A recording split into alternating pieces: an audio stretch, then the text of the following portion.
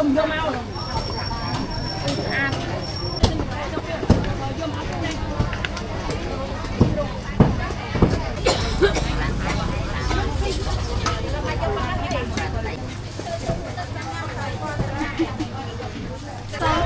mình. Anh nước bọc chè. Chè bọc thì mình. Dạ, chè bọc. À đây.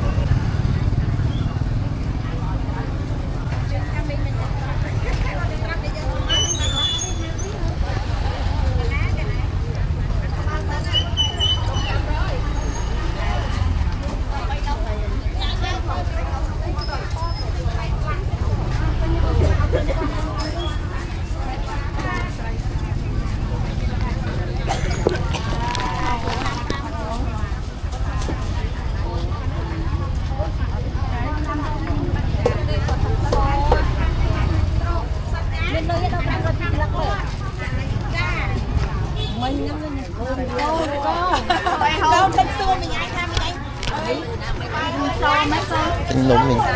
Anh nước bọc chè. Chè bọc thì mình. Dạ, chè bọc. À đây xôm. Rôm chè đặt môi. Anh ấy chụp. Chè từng ngọt. Chè từng on mà cũng ăn chè từng on. Anh ấy mới màn. Pram rồi. Anh ấy màn. Mà pon.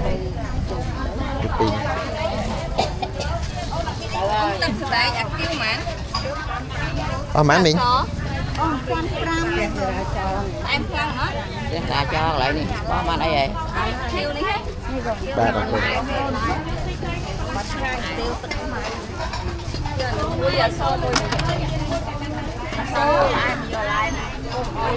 Bây giờ phải thêm mai cho phải.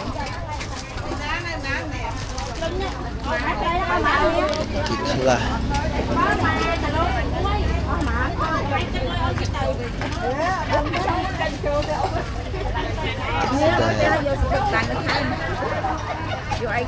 Chưa thực đại à phải ai muối mà ông? Muối một cái nó một lần. Cái đó. Vô muối mà.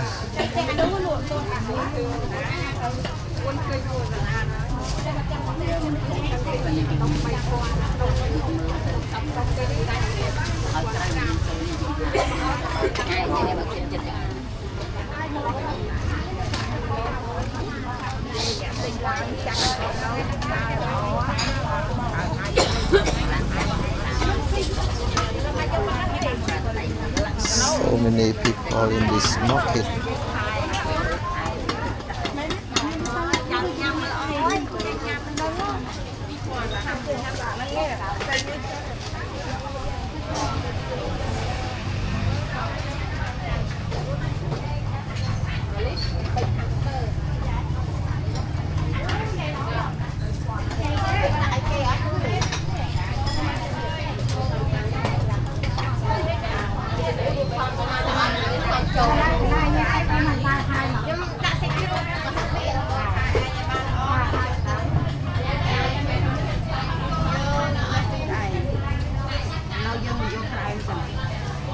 Ban phòng môi trọ.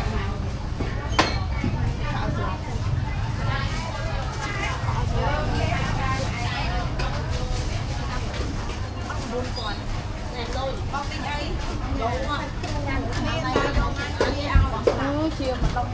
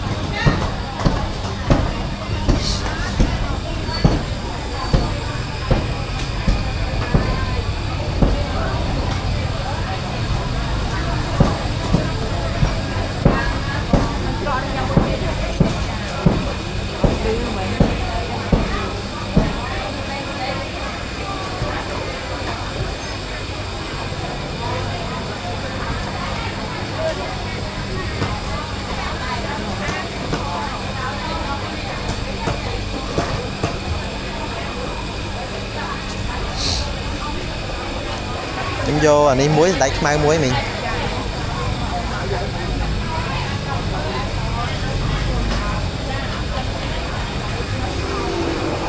ba mà anh mình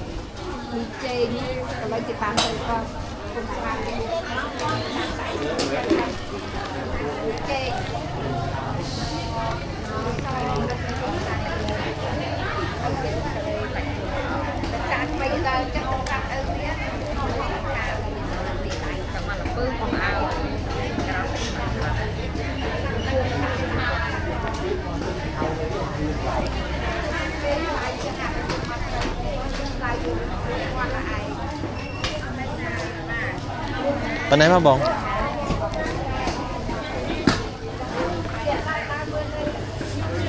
mà anh bông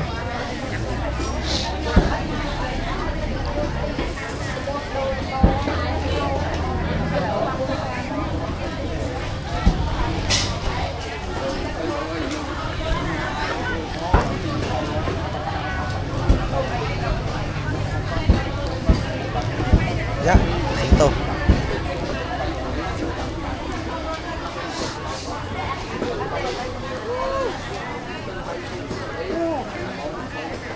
con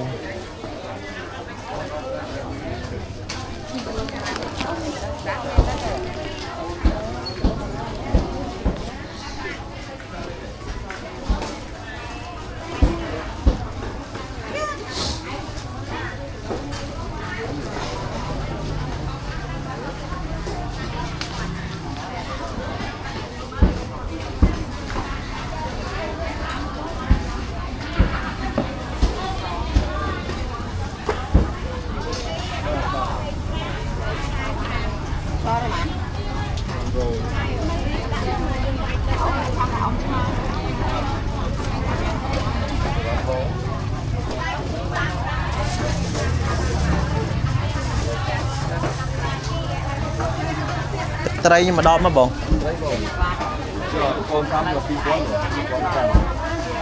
chả na pi pon nó bông gặp pi pon nó bông pi pon chiên anh chiên rồi mấy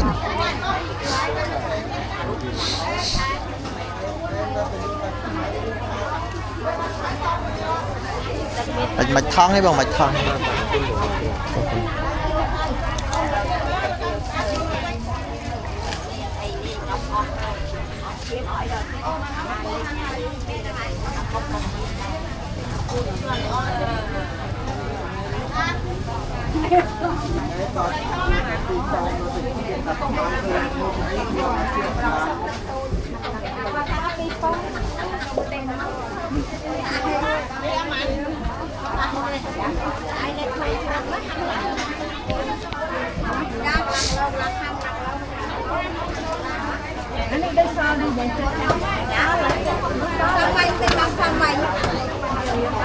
Xong mày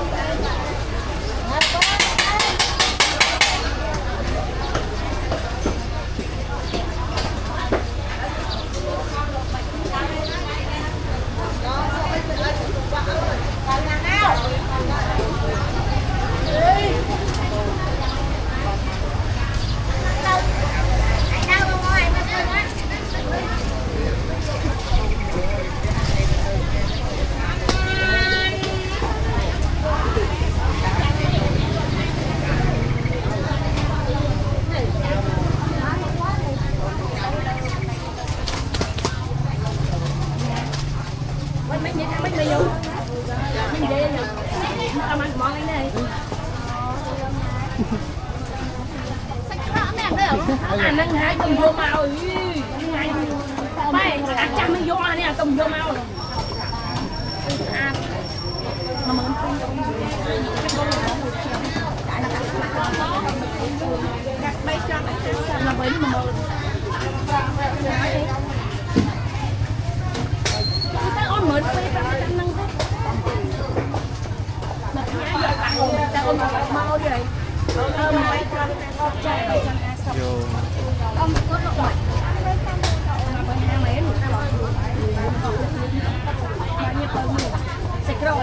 có buôn đó không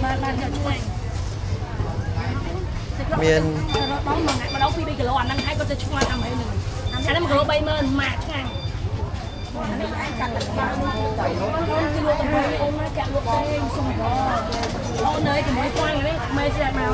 ở ban màu không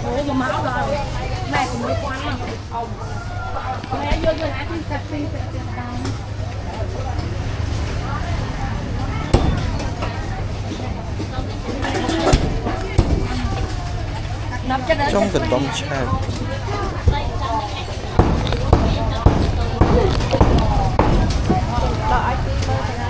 nằm trên ở để cho